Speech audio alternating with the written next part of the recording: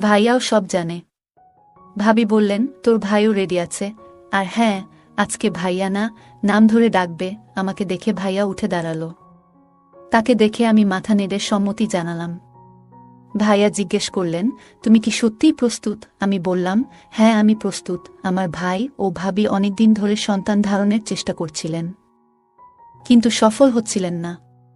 আমি তখন আমার বাবা মায়ের বাড়িতে থাকতাম। হঠাৎ করেই আমার ভাই আমাকে তার কাছে নিয়ে আসে এবং একাধিক রাত আমাকে তার স্ত্রীর মতো আচরণ করে কাটায়। আমি গর্ভবতী হয়ে যাই। আমার নাম তামিমা। আমি দেখতে অনেক সুন্দর, শরীরের গঠন নাই বা বললাম। ছেলেরা আমাকে একবার দেখলে চোখ ফেরাতে চায় না। মনে হতো তারা আমাকে কিছু বলতে চায়, কিন্তু তাদের সাহস হয় নাই কখনো। আমার গল্পগুলো তোমরা শুনো, কিন্তু সাবস্ক্রাইব করো না। দয়া করে গল্পগুলো ভালো লাগলে ভিডিওটি লাইক, শেয়ার এবং চ্যানেলটি সাবস্ক্রাইব করো প্লিজ। আমার বিয়ে 1 বছরও টিকেনি এবং সেই দুর্বলতার সুযোগ নিয়ে আমার মায়ের বাড়িতে থাকা আমার জন্য কষ্টের হয়ে উঠেছিল। আমার মা, বাবা ও ভাইয়ের ঠাট্টা বিদ্রূপ দিন দিন বেড়ে যাচ্ছিল। তারা মনে করত যে আমি বাড়িতে থাকলে আমার ভাই আবার বিয়ে করতে পারবে না। আমার অসহ্যতার কারণে আমি তাদের কথা শুনতাম, কারণ আমি আমার ইচ্ছামত প্রেমে করে বিয়ে করেছিলাম, যা 1 বছরও টিকেনি। আমার মামাতো ভাই জানত যে তার চাচা ও খালা কতটা নিষ্ঠুর স্বভাবের। সে আমাকে বলল, আপু তুমি আমাদের বাসায় এসো, এখানে তুমি শান্তি পাবে। আমার জীবন অনেক চেষ্টার পরেও স্বাভাবিক রাখতে পারিনি, কারণ তার পরিবারের সদস্যরা আমার সম্পর্কে ভুল ধারণা পোষণ করেছিল। আমি 26 বছর বয়সে বিয়ে করেছিলাম এবং 27 বছর বয়সে ডিভোর্স পেয়েছিলাম। সেই দিনগুলোর কথা বারবার মনে করতে চাইতাম না। তাই যখন সুনীল ভাইয়া আমাকে তার বাড়িতে আসার জন্য আমন্ত্রণ জানালো, আমি সেই রাতেই সিদ্ধান্ত নিলাম যে আমি আর আমার বাবা মায়ের বাড়িতে থাকব না। আমার জিনিসপত্র গুছিয়ে বাসে চেপে রওনা দিলাম, কারণ আমার বাবা মাও চেয়েছিল আমি যেন বাড়িতে না থাকি। সুনীল ভাইয়ারের সঙ্গে আমার ছোটবেলার বন্ধুত্ব ছিল। সে এমন একজন যাকে আমি ভাই বলে ডাকতাম। তার কোনো সন্তান ছিল না, আর সে আমাকে খুব খুশি মনে স্বাগত জানালো। সুনীল এর বাড়িতে আমি কোনো অবজ্ঞার সম্মুখীন হইনি। সে আমার প্রয়োজনের দিকে খুব যত্ন নিয়েছিল। সেই খুশির পরিবেশে আমি 6 দিন কাটালাম। সুনীল এবং তার স্ত্রীর মধ্যে একবারও কোনো ঝগড়া দেখিনি, কিন্তু আমার কারণে তাদের মধ্যে যেন কোনো সমস্যা না হয়, তাই আমি সুনীলকে বললাম যে এখন আমাকে বিদায় নিতে হবে। হয়তো আমার উপস্থিতির কারণে তোমরা নিজেদের সময় পাচ্ছ না। সুনীল উত্তরে বলল, এখন সময় পেয়ে আর কি লাভ। আমি বুঝলাম কিছু একটা সমস্যা আছে তাদের মাঝে। আমাদের বিয়ের 8 বছর পূর্ণ হল। সুনীল আমাকে তার বাড়িতে কয়েকদিন থাকার অনুরোধ করল। সেদিন রাতে যে রুমে আমি ছিলাম, আমার রুমটা সুনীল ভাই এর রুমের পাশেই ছিল। আমি রুম থেকে বের হতেই সুনীল ভাইয়ার রুম থেকে কিছু আওয়াজ শুনতে পেলাম। মনে হচ্ছিল তার বউয়ের সাথে কথা বলছেন, আর কিছু অদ্ভুত আওয়াজ আসছিল। এত রাতে এসব কথা ও আওয়াজ শুনে হঠাৎ আমার স্বামীর কথা মনে পড়ে গেল। রুমে ফিরে এসে কানে তুলো দিয়ে শুয়ে পড়লাম, যাতে কোনো আওয়াজ না শুনতে পাই এবং চোখের সামনে কোনো অপ্রিয় দৃশ্য না আসে। পরের দিন ভাবির বাড়িতে শ্বশুর ও খালা আলাপ করছিলেন। খালা বললেন, প্রিয়া, তুমি আর আমি কবে সুখবর শুনতে পারব? খালার প্রশ্ন শুনে প্রিয়ার মুখ ভেঙে গেল। সুনীল ভাইয়া বলল, আমাদের ফ্যামিলি প্ল্যানিং আছে, কিন্তু এখনো ভাবিনি। প্রিয়া ভাবি ওখান থেকে চলে যেতেই খালা মুখ গোমড়া করে নিজের রুমে চলে গেলেন। আমি বুঝতে পারলাম না কেন প্রিয়া ভাবি এত মন খারাপ করেছে। তাই আমি ওর রুমে গেলাম। তাকে কাঁদতে দেখে বললাম, প্রিয়া, তুই কাঁদছিস তোর খালার এই প্রশ্নে? সুনীল ভাই তো তাদের বলেছে যে তোমাদের ফ্যামিলি প্ল্যানিং আছে এবং তোমরা সবাই তা মেনে চলছ। এতে খারাপ লাগার বা কান্নাকাটি করার কিছু নেই। তুমি এখন শহরে থাকো, তোমার চিন্তাচেতনা অনেক উন্নত। আজকাল সন্তান জন্ম দেওয়া এত সহজ নয় এবং খরচও অনেক বেড়ে গেছে। হয়তো সময় বুঝে ভাইয়া বাচ্চা নিবে, এতে টেনশনের কি আছে? আমি কথা বলতে বলতে হঠাৎ প্রিয়া আমার কাঁধে মাথা রেখে জোরে জোরে কাঁদতে লাগল। তার কান্নার কারণ জানতে চেয়ে আমি তাকে সান্ত্বনা দিয়ে বললাম, প্রিয়া ভাবি, তোমার কান্নার কারণ নিশ্চয়ই অন্য কিছু। তুমি আমাকে তোমার বন্ধু ভেবে সব বলতে পারো। প্রিয়া ভাবি তখন বলল, তুমি যখন আমাকে বন্ধু ভেবে প্রশ্ন করেছ, আমি তোমাকে সত্য কথা বলবো। কিন্তু এটা শোনার পর তুমি আমাকে ভাবির মতো নয়, বন্ধুর মতো আচরণ করবে। আমি প্রিয়াকে প্রতিশ্রুতি দিলাম যে আমি তাকে বন্ধুর মতোই আচরণ করব। তখন প্রিয়া বলতে শুরু করল, আমাদের কোনো পরিবার পরিকল্পনা নেই। সত্যি বলতে আমি মা হতে পারবো না। আমার মধ্যে একটা ত্রুটি আছে। আমি প্রিয়াকে বোঝালাম, এত টেনশন নেওয়ার কি দরকার? মানসিক চাপ কমাও। ঈশ্বর চাইলে সব ঠিক হয়ে যাবে। যদি মা বাবা হওয়ার ইচ্ছা থাকে তাহলে এতিমখানা থেকে একটি শিশুকে দত্তক নিতে পারো। এতে তুমি মাতৃত্বের স্বাদ পাবে এবং সেই শিশুটিও ভালো থাকবে। প্রিয়া বলল, আমাদের যদি সন্তান দত্তক নিতে হতো তাহলে আমাদের বিয়ে হয়ে যেত অনেক আগেই। কিন্তু সুনীল আর আমি শুধু আমাদের নিজেদের সন্তান চাই। আমার মধ্যে কি অভাব আছে? সমাজে এটা জানাজানি হলে আমার বদনাম হবে, আর এটাই আমরা চাই না। সুনীলের কথা শুনে আমি বললাম, তোমার চেষ্টা ছেড়ে দিও না। একদিন তুমি অবশ্যই মা হবে। সেদিন সন্ধ্যায় ভাইয়া ও প্রিয়া ভাবি আমাকে তার সাথে একটা পার্টিতে নিয়ে যাওয়ার কথা বলল। আমি প্রথমে যেতে রাজি ছিলাম না, কারণ আমি ঘরে একা থাকতে চেয়েছিলাম। কিন্তু প্রিয়া ভাবি আমাকে এত বকাচকা করল যে শেষমেশ আমি রেডি হয়ে ওর সাথে যেতে রাজি হলাম। আমি যখন রেডি হয়ে রুম থেকে বের হলাম, ভাইয়া আমার প্রশংসা করে বলল, অনেক দিন পর তোমাকে রেডি দেখছি, তোমাকে অনেক সুন্দর লাগছে। তার কথা শুনে আমি একটু লজ্জা পেলাম। পার্টিতে পৌঁছার পর সবাই জানতে চাইল আমি কখন আসলাম। প্রিয়া ভাবি চুপচাপ মাথা নাড়ল। বাড়িতে ফিরে আমি রুমে গিয়ে জামাকাপড় বদলে রান্নাঘরে পানি খেতে গেলাম। তখন ভাই ও প্রিয়া ভাবি ঝগড়ার আওয়াজ ভেসে আসলো। ভাবি বাচ্চা না হওয়ার কারণে হতাশায় কাঁদছিলেন। আমি প্রিয়াকে বললাম, এই বিষয়টা আমি আগে বুঝিয়েছি, বারবার একই কথা বলা ঠিক না, এবং সেখান থেকে চলে এলাম। রান্নাঘর থেকে পানি নিয়ে সোজা রুমে এসে বই পড়তে বসলাম। কিছুক্ষণ পর প্রিয়া ভাবি আমার রুমে এসে অদ্ভুত দৃষ্টিতে তাকালেন। আমি বললাম, ভাবি কিছু বলতে চান? তিনি এসে আমার পাশে বসলেন। 2 ঘন্টা হয়ে গেছে আমরা পার্টি থেকে ফিরেছি, কিন্তু প্রিয়া ভাবি এখনো চেঞ্জ করেনি। সে আমার হাত ধরে বলল, তুমি আমার জন্য একটা কাজ করবে, আমার বন্ধুর মতো। সে আমাকে প্রতিশ্রুতি দিতে বলল যে আমি তাকে অস্বীকার করব না। আমি জানি সে আমার কাছ থেকে কি চাইবে। হয়তো সে আমাকে শপিং করতে বলবে, না হয় কিছু ব্যক্তিগত কথা শেয়ার করবে।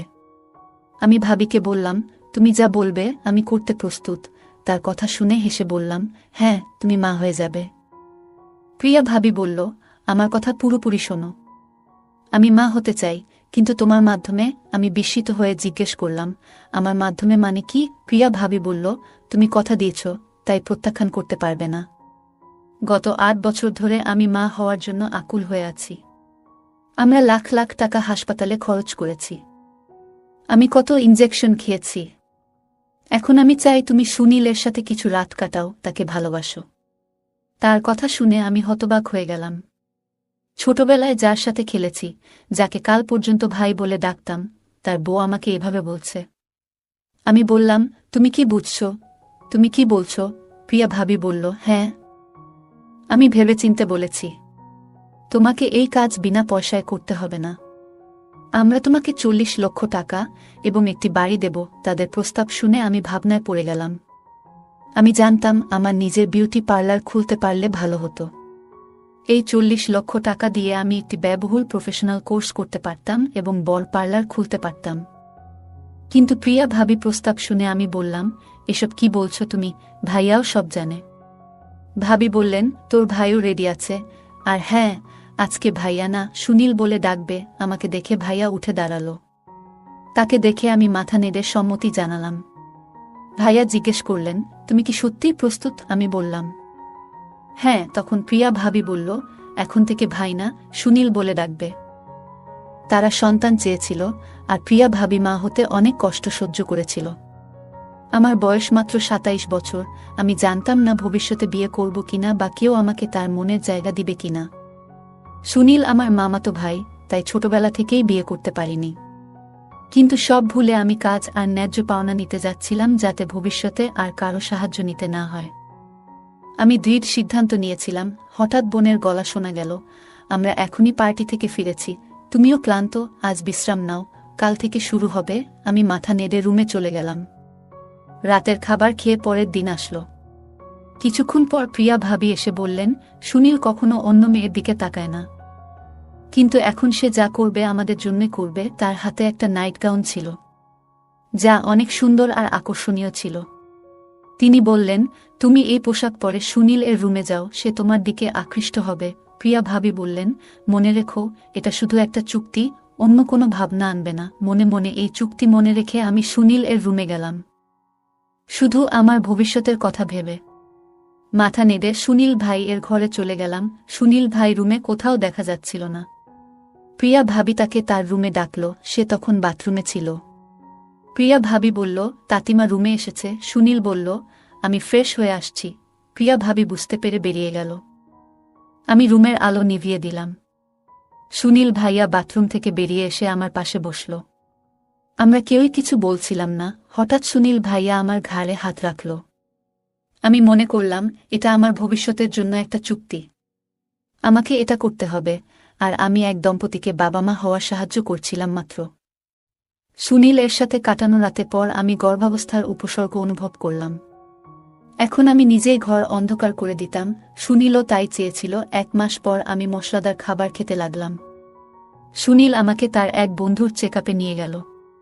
অন্তঃসত্ত্বা হওয়ার খবর শুনে সুনীল ও প্রিয়া ভাবি মুখে খুশি দেখে আমিও খুশি হলাম। সুনীল আমার প্রতি অনেক বেশি যত্নশীল হয়ে উঠল। সুনীল দ্রুতই উধাও হয়ে যেত, যদিও সে তার স্ত্রীর সন্তান হওয়ার অজুহাত দেখাত। গ্রামের কিছু মহিলা তার বউকে বন্ধা বলে ডাকতে শুরু করেছিল। আমি তাকে সাহায্য করতে চেয়েছিলাম। সুনীল অনেক আত্মীয় স্বজন এড়িয়ে চলত, অফিসে যাওয়ার সময় তাকে এড়িয়ে যেত এবং ঘরে তালা দেখে ফিরে যেত, যাতে প্রিয়া ভাবির পেট দেখা না যায় এবং কারো প্রশ্নের সম্মুখীন না হতে হয়। প্রিয়া ভাবি বাইরে যেতে হলে অনলাইনে একটি নকল পেট অর্ডার করেছিলেন, যা তাকে গর্ভবতী দেখাত। আমি বাবা মাকে জানিয়েছিলাম যে আমি শহরে কাজ করছি এবং তার বাড়িতে ফেরা আমার পক্ষে সম্ভব নয়। প্রথম 4 মাস ধীরে ধীরে চলে গেল। তারপর 5ম মাসেও পেট দেখা দিতে শুরু করল। সুনীল এবং প্রিয়া ভাবি আমাকে তাদের বাড়িতে থাকার জায়গা দিয়েছিলেন, সব ধরনের সুবিধা দিচ্ছিলেন। হঠাৎ করেই সুনীল আমার পেটে হাত রাখে, সন্তানকে অনুভব করতে চায়, তাই আমি কিছু বলিনি। গর্ভাবস্থার কারণে কখনো কখনো রাতে ঘুমাতে পারতাম না। হঠাৎ করে সুনীল আমার খুব কাছে চলে আসত এবং অনুচিত কাজের চেষ্টা করত। আমি প্রিয়া ভাবিকে জানালে তিনি বললেন, কোনো ফালতু কাজ করো না। সুনীল প্রতিদিন আমার সাথে ঘুমায়, সে আমাদের বাচ্চার জন্য চিন্তিত। সে আমার কথা বিশ্বাস করেনি। সুনীল আমার কাছে রোজ আসতে শুরু করেছিল, যা শুধুমাত্র আমাদের চুক্তির অংশ ছিল। আমাদের মধ্যে চুক্তি ছিল, কিন্তু সুনীল আমাকে ভালোবাসতে শুরু করছিল। একদিন সে আমার রুমে এসে আমার ভারী পেট নিয়ে না বুঝেই আমার শরীরের উপর জোর খাটাচ্ছিল। আমি জিজ্ঞেস করলাম, তুমি কি করছো? কিন্তু সে কিছু না বলে চালিয়ে গেল। সে আমার খুব কাছে আসতে চাইল। আমি ভয়ে কিছু বলতে পারছিলাম না। তিনি সে সব করে চলে গেলেন, আর আমার মনটা খুব খারাপ হয়ে গেল। আমি ভাবছিলাম, এই অবস্থা থেকে কিভাবে বের হব। আমার পেটের বাচ্চার জন্য এসব খারাপ হবে। পরের দিন সকালে প্রিয়া ভাবি আমার রুমে এলেন। আমার উঠতেও কষ্ট হচ্ছিল। দিদি আমাকে বিছানা থেকে উঠতে সাহায্য করলেন। উঠে দেখলাম বিছানা নষ্ট হয়ে গেছে। প্রিয়া ভাবিও ভয় পেয়ে গেল। ডাক্তার ওষুধ দিয়েছেন, পরিস্থিতি কিছুটা নিয়ন্ত্রণে এসেছে। কিন্তু ডাক্তার বললেন, ভবিষ্যতে এমন হলে গর্ভবতী মহিলার জীবন বিপন্ন হতে পারে। আমি প্রিয়া ভাবি বললাম, কয়েকদিন আগে আমি তোমাকে বলেছিলাম, সুনীল আমার রুমে এসে শুধু পেটে হাত দেয় না, অন্য অন্যায় করারও চেষ্টা করে, কিন্তু তুমি আমার কথায় বিশ্বাস করনি। এখন আমি নিশ্চিত যে তুমি আমার কথা বিশ্বাস করবে। সে অনুভব করেছিল যে আমি কখনোই কল্পনা করতে পারিনি যে গর্ভাবস্থায় আমি এমন একটি ন্যাক্কারজনক ঘটনার শিকার হব। হঠাৎ সুনীল শুরু করল অগ্রহণযোগ্য কাজ। যখন সে আমার গাউনটা নিচ থেকে সরিয়ে দিল, আমি জোরে চিৎকার করতে লাগলাম। আজ সুনীল সমস্ত সীমা অতিক্রম করেছে। সে আমার মুখে হাত দিয়ে আমার চিৎকার থামানোর চেষ্টা করল। তারপর আমি রুমে জোরে চিৎকার করতেই আলো জ্বলে উঠল এবং সে মুখ ফিরিয়ে নিল। প্রিয়া ভাবি এসে দেখল সুনীল আমার সাথে খারাপ কিছু করার চেষ্টা করছিল। এখন প্রিয়া ভাবির বিশ্বাস হচ্ছিল যে আমি তাকে যা বলেছিলাম সব সত্য, কারণ আমি গর্ভাবস্থায় এসব কাজ মোটেও শোভা পায় না। তারপরে আবার আমরা একটি কন্ট্রাক্ট করছিলাম, তাই প্রিয়া ভাবি সুনীলকে বুঝিয়ে নিয়ে যায়। সুনীল ভাই তার ভুল বুঝতে পারে, কারণ এই অবস্থা এসব কাজ করলে আমার গর্ভে থাকা সন্তানের জন্য অনেক খারাপ কিছু ঘটবে। তার কিছুদিন পর আমি সন্তান জন্ম দেই। সন্তান জন্মের পর সে আমাকে টাকা ও বাড়ি দিয়েছিল। এরপর প্রিয়া ভাবি সুনীলকে নিয়ে তার মায়ের বাড়িতে চলে যায়। আর আমি এই টাকা পয়সা আর বাড়ি নিয়ে সুখে থাকতে শুরু করি। এখন আমি অনেক ভালো আছি। গল্পটা কেমন লাগলো জানাতে ভুলবে না।